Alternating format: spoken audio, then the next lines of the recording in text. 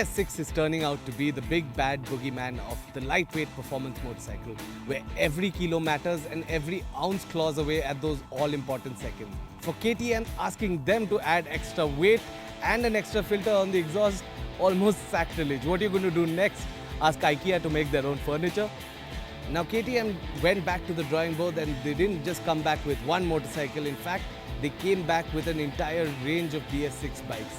But for as far as we are concerned today, the two bikes that we'll be looking at are these two, the KTM 390 and the KTM Duke 200.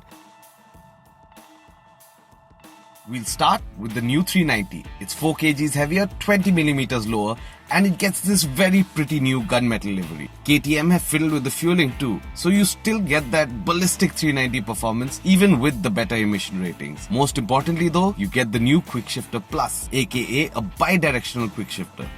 It's also about 4K more, but that's acceptable, even if you only consider the extra Quickshifter Plus. Overall though, it rides more or less the same and doesn't really seem to have lost out on any of that signature 390 sucker punch. But the big news is this, the new 2020 KTM 200 Duke. Veggies first, it's almost 10 kgs heavier and about 10,000 rupees more expensive. But on the bright side, it looks like this.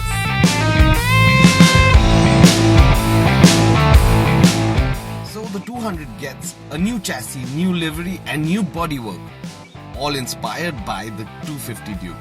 KTM have even reworked the front forks with 2mm of more travel to compensate for that extra weight. Power and torque have stayed mostly the same and a new dual channel ABS system has also been incorporated. The seat height is about 5mm higher, but it really adds to the plushness of the seat and it's not something you're likely to feel on the go. It is lower by 20mm thanks to the rerouted exhaust, meaning that speed breakers will need a little bit of caution.